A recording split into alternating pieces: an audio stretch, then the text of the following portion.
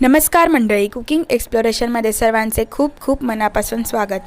तर आज आपण बनवणार आहोत टोमॅटो सार किंवा टोमॅटो सूप। त्यासाठी आपण इथे 4 शिजलेले टोमॅटो घेतलेले आहेत, 4 मिरच्या घेतलेल्या आहेत, 4 ते 5 लसणाच्या पाकळ्या आणि छोटा तुकडा आलं। त्यानंतर इथे अर्धा चमचा जिरं घेतलेलं आहे आणि अर्ध्यापेक्षा थोडं जास्त धणे। आता हे सगळं आपण बारीक पेस्ट करून घ्यायची आहे, स्मूथ अशी।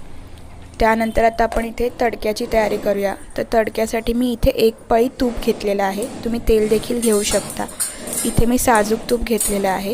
त्यानंतर इथे आपण घालणार आहोत मोहरी आणि जिरं। तेल साजूक तूप आता आपण जे घेतलेलं आहे ते आधी तापवून घ्यायचं आहे आणि मगच फोडणी द्यायची आहे, तरच मग आपली फोडणी छान होते। त्यानंतर इथे आपण कढीपत्ता घातलेला आहे, तुम्ही बघू शकता। तर व्यवस्थित मिक्स करून घ्यायचं आहे आणि आता आपण मसाले घालणार आहोत।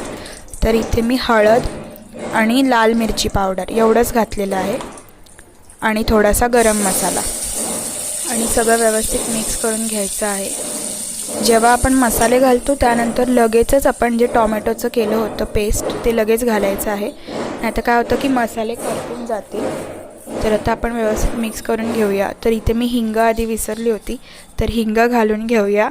हिंग देखील आपण फोडणीतच घालायचं आहे, इथे मी नंतर घातलेलं आहे। आणि आता आपण त्यामध्ये चवीपुरतं मीठ घालायचं आहे। तर इथे मी 1 चमचा घातलेला आहे मीठ, छोटा आणि थोडंसं। आता आपण व्यवस्थित मिक्स करून घेऊया आणि उकळी काढून घेऊया। तर साधारण 5 ते 7 मिनिटात उकळी येते। तुम्ही लो टू मीडियम फ्लेमवर शिजवत असाल तर वेळ लागेल। तर इथे आपण पाणी घातलेलं आहे, जेवढं लागेल तेवढं पाणी घालून घ्यायचं आहे। तुमच्याप्रमाणे कन्सिस्टन्सी तुम्हाला कशी हवी आहे, एकदम पातळ हवं आहे का नॉर्मल हवं आहे, त्याप्रमाणे पाणी घालून घ्यायचं आहे। तर इथे मी 1 कपभरच पाणी घातलेलं आहे त्यामध्ये आणि व्यवस्थित मिक्स करून घ्यायचं आहे।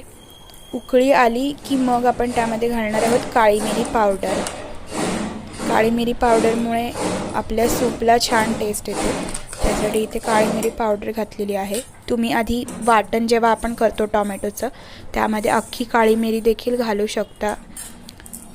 तर इथे मी पावडरच घातलेली आहे। तर अशा प्रकारे आपलं सूप आहे जे तयार आहे। तर आता आपण लास्टला काय करायचं आहे, गॅस बंद करायच्या वेळेस कोथिंबीर घालायची आहे, ज्यामुळे काय होतं की कोथिंबीरीची चव आणि रंग तसाच राहतो। तर मग आता अशा प्रकारे आपण सूप सर्व करूया। नक्की ट्राय करा। आवडल्यास लाईक, शेअर आणि सबस्क्राईब करा। धन्यवाद।